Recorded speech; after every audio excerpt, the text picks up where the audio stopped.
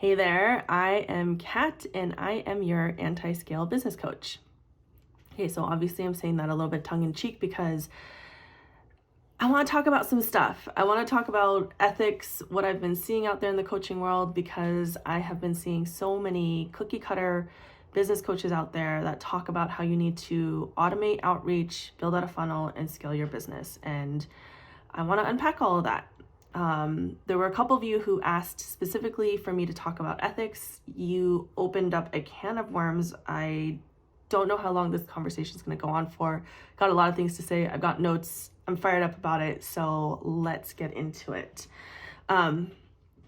Before we get in, I want to say that clarity, right?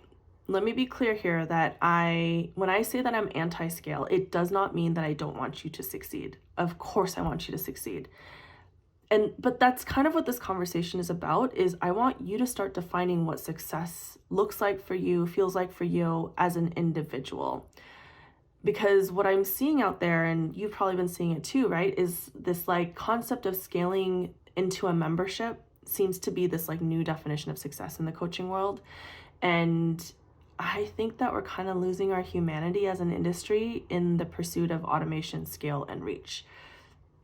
Now, when I say membership, it's specifically the kinds of memberships where the practitioner, the coach, the space holder is being pulled out of the business. And so, we're teaching from videos now. We are limiting the time that people can have access to you. We are really like moving into a place where the client is expected to learn the material and sort of hold themselves through that material on their own. And I want us to each define success on our own terms. So even with what I share here today, if you make the empowered and autonomous and well thought out decision that creating a membership or seeing your Instagram follower account grow is what makes you feel successful, I love that for you. I want to inspire you to source that authority from within, not looking outside of yourself, even if that means that hey, you don't listen to me. I love that. I don't want you to look for those external markers of what other people think that your life should look like. And I see this all the time. It seems like external validation is like the marker of a successful business, and that is so not true. We are each so individual, and within our own individual lives, you're going to go through multiple rounds of evolution. I've lost count of mine at this stage, and it's worth holding that curiosity for yourself and for each phase of your life to decide what success means, what it feels like, what it looks like for you. Okay, so let's get started.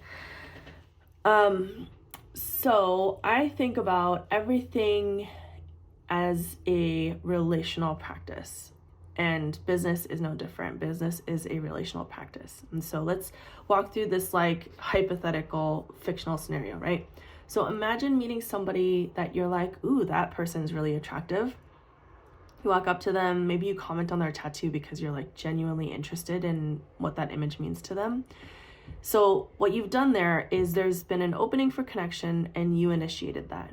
Now imagine that this person launches into a canned response that was clearly set up to get you on a date.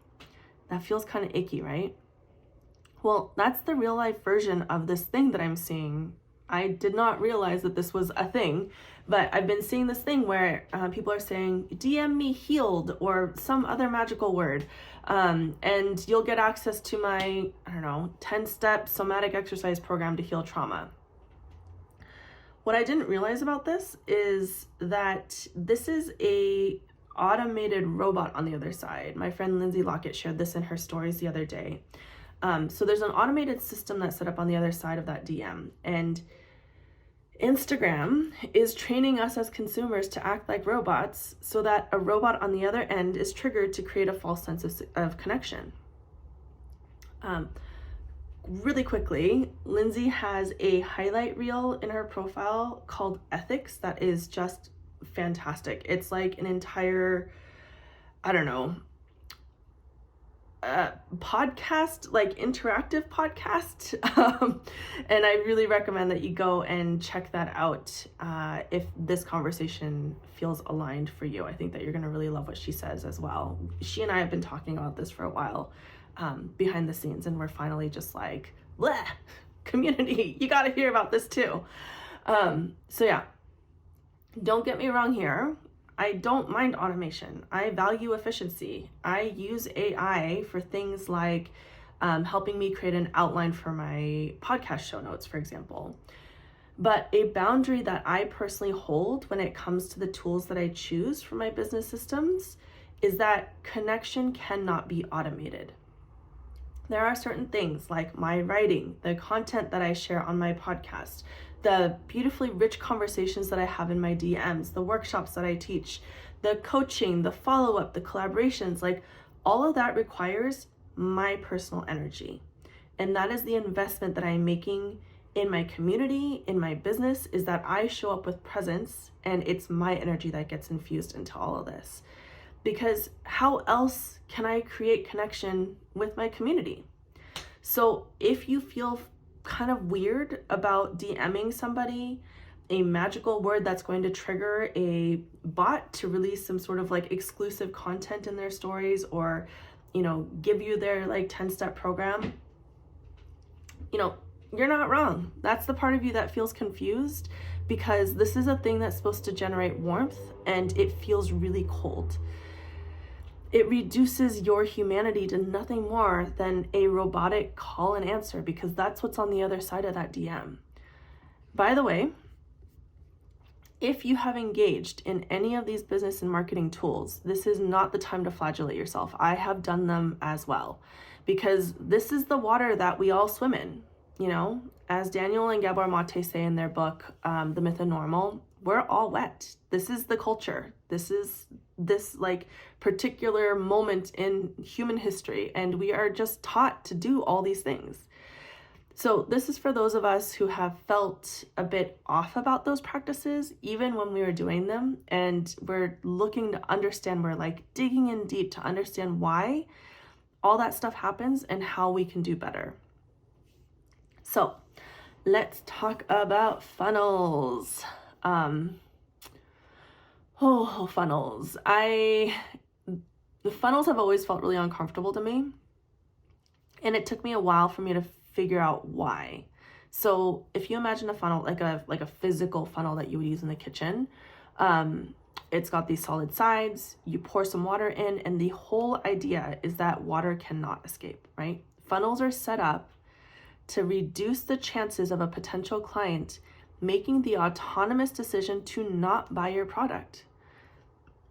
And to do that, oftentimes there's escalating levels of scarcity and time pressure and emotional pressure to get you to move your mouse over that like buy now button. Honestly, those pressure driven tactics are not even hidden anymore, because in this age of dopamine induced decisions, it just feels like a regular thing now. This is the water that we swim in. That's what I'm talking about here, right? This is a regular thing to see and feel escalating pressure. So why this feels so strange for space holders is because it is counter to what a good space holder does. A good space holder opens up options, and a funnel limits options. So when a client comes to me and they're in the middle of a struggle, they're already in a state of like sympathetic mobilization, or they're in a dorsal vagal shutdown, or they're like fluctuating between mobilization and immobilization, right? So in short, what their brain has done is it has taken all the nuance out of their life and just reduced it down to these two options. And this is exactly by design. This is what your nervous system is meant to do. We evolved from bodies where we were running away from bears. You don't want to like stop and think about like, oh, like, you know, I wonder what that bear ate for breakfast, and I wonder if I can find something to like lure the bear away from me. Like, no, like it goes down to like fight or flight, right? This is your body doing exactly what it is meant to do in a threatened state.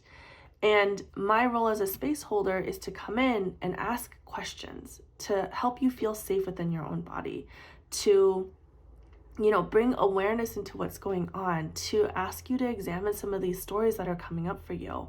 And in that whole process, the client then is able to feel that threatened response get a little bit softer. And in that softness, we see other choices emerge. Maybe there's a third option, a fourth option, maybe even a fifth option, right? And that is what a good space holder does. They open up options. And to me, that signals that their nervous system is no longer operating from this like threatened space, because they're able to see that nuance in their choice. So the whole concept of a funnel, what that was telling me is that I had to take this beautiful skill of space holding that comes naturally to me, yes, but it's also a skill. It is something that I've cultivated with love, with awareness, with practice. And I'm supposed to not just like put it on a shelf, like I'm supposed to lock that up, set up a funnel, and then when that person pays me, I'm supposed to bring that back out again. Like that doesn't make any sense. It feels really inconsistent and inauthentic. So I'm going to go back to what I said about business being relational, because moving people through a funnel as a practitioner, as a space holder, it feels like I'm setting up a series of insecure relationships. And on this side of it, as a practitioner, I don't know that I'd be able to turn off this like story, this voice in my head that's asking, hey, is this person actually choosing to work with me out of like full sovereignty? Or are they choosing to work with me because I basically exacerbated their already threatened nervous system, and I stuck an ice pick into the thing that they feel most vulnerable about, and then I narrowed down their choices to either like work with me or don't work with me. And like now they're here. Do they want to be here? Are they here out of choice? And I want to model secure relationship building from start to finish with every client. So why would I want to build a relationship from the beginning from a place of insecurity, right? Okay.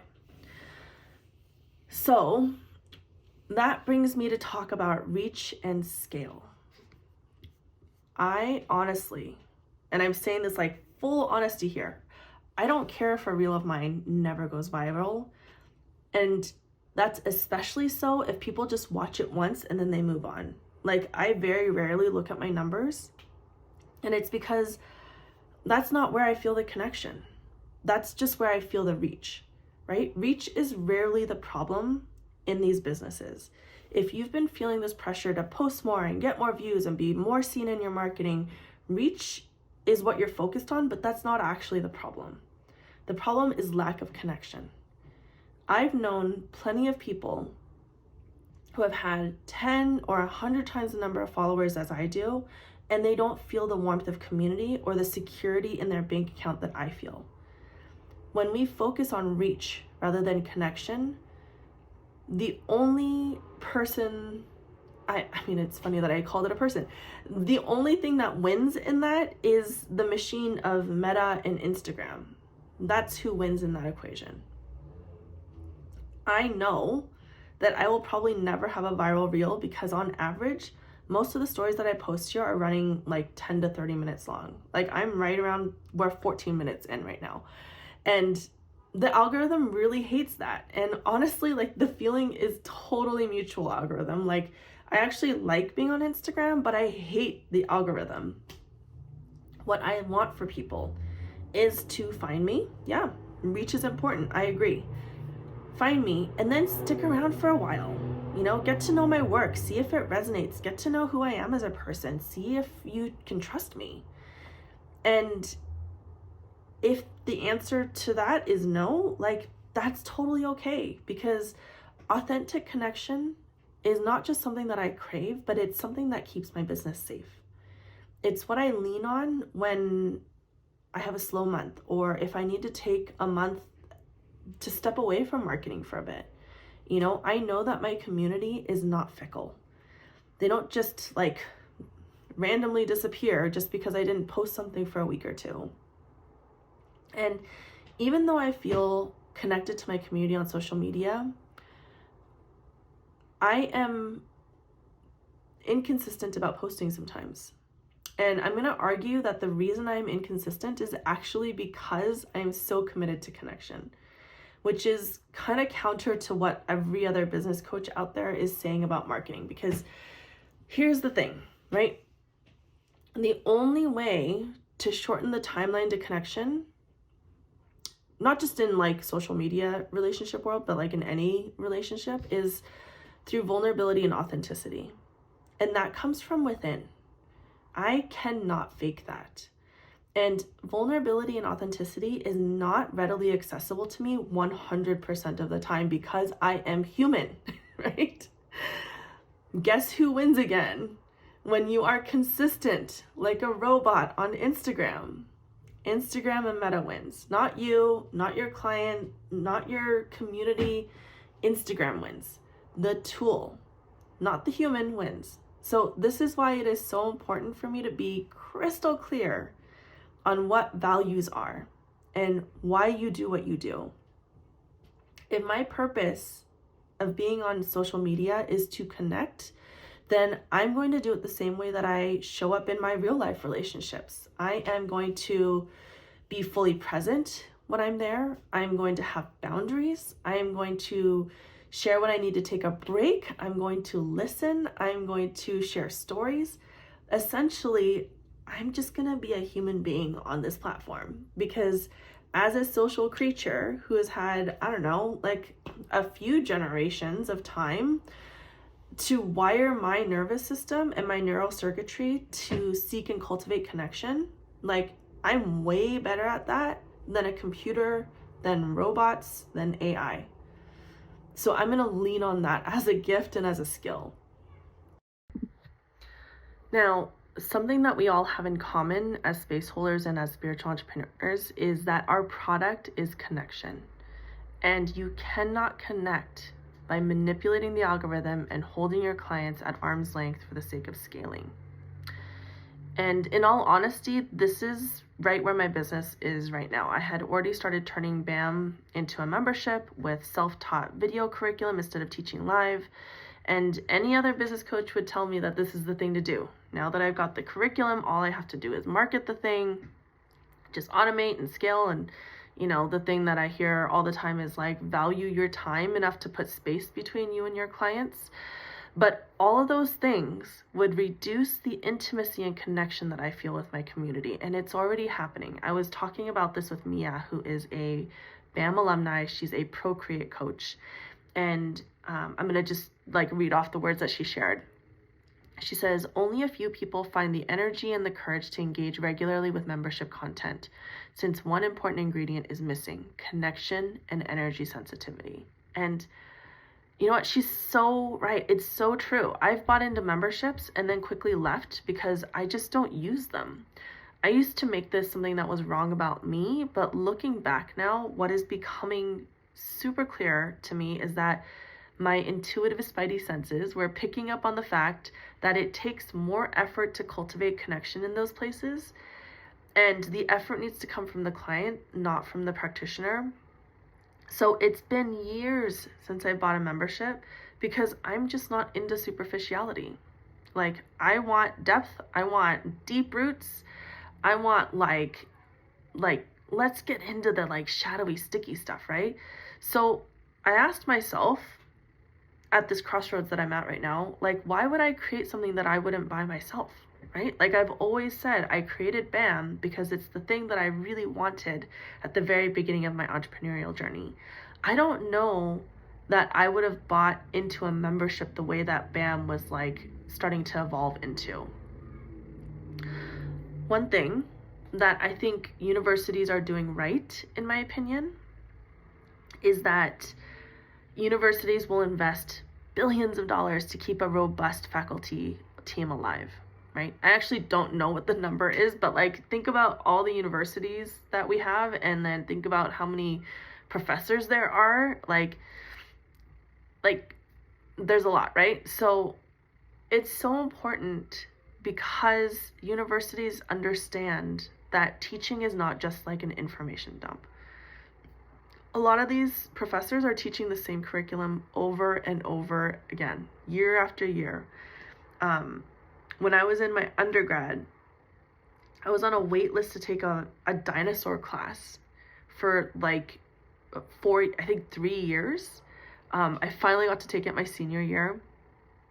And this dinosaur class, like, it was so good. Like, I cannot tell you how, like, it was an experience.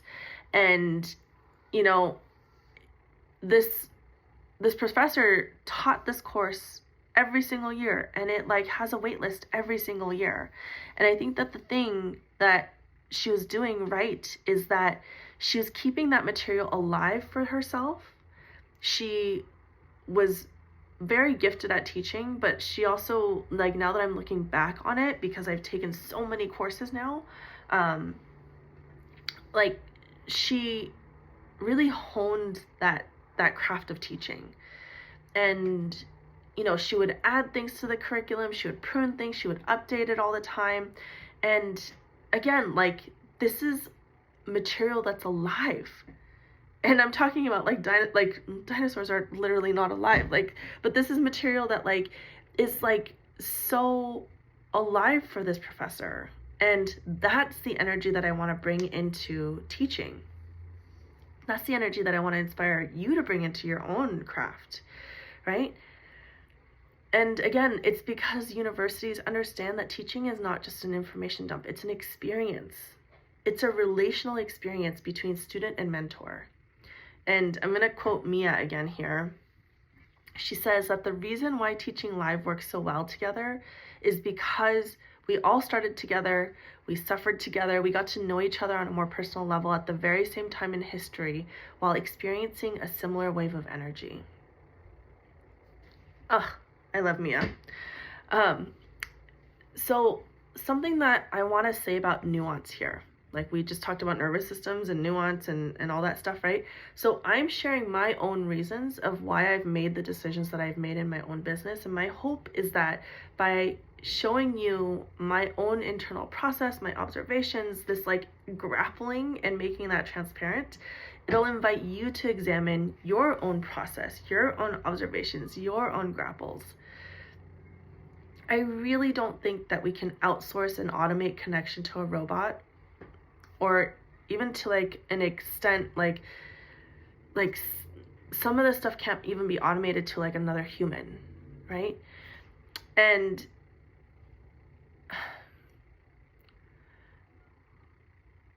I think that if I were to move in that direction, it would take the why behind everything that I do out of it. I have a business so that I can hold space. It's not the other way around. And, you know, I get why people use the tools that are out there, right? Either we're not examining them, or we feel like, you know, I'm not a marketing expert, and so I'm just going to do the thing that everyone else is doing. And like, again, nuance, right? I'm not saying that funnels are unethical. I'm not saying that funnels by design are made to push customers towards a purchase. Again, like, it's not unethical for you to use a funnel, but it is worth examining how you can weave choice and autonomy into your communications. I'm also not saying that like automating certain administrative tasks in your business is wrong. I'm inviting us all, myself included, to be mindful about choosing what gets automated and what requires a personal touch. To really empathize with your potential client. Like think about how these automations feel to that person that's on the other side of that automation, right? Like, how's that going to make them feel? I'm also not saying like, you know, don't teach from recordings, or don't pursue, you know, streams of passive income, or that creative membership is bad. Like, I'm not saying that here. What I'm saying is that there are unrealized costs to every decision that you make in your business. And for me, the cost of connection and intimacy is much too big to scale my work into a membership. My business is this, like, when I envision it, it's this like lovingly curated boutique store full of plants and tea and like homemade candles and toys for your dog. Like, I am not Target. Like, I don't want to scale to that place. And I will never scale at the expense of connection because it dilutes the sacred medicine of connection. We heal through co-regulation. We heal through being understood, being in interdependent relationships. And when we prioritize these relational dynamics, we are plugging ourselves back into the matrix of nature, into the natural ways of being, into being with other beings, with other humans, other bodies. And as humans in this like digital age, we can manufacture a lot. Like, I get that. Like, we can manufacture so much, like, super proud of us as a species, cool. But you cannot manufacture connection. So yeah, that, my friends, is why I am your anti-scale business coach.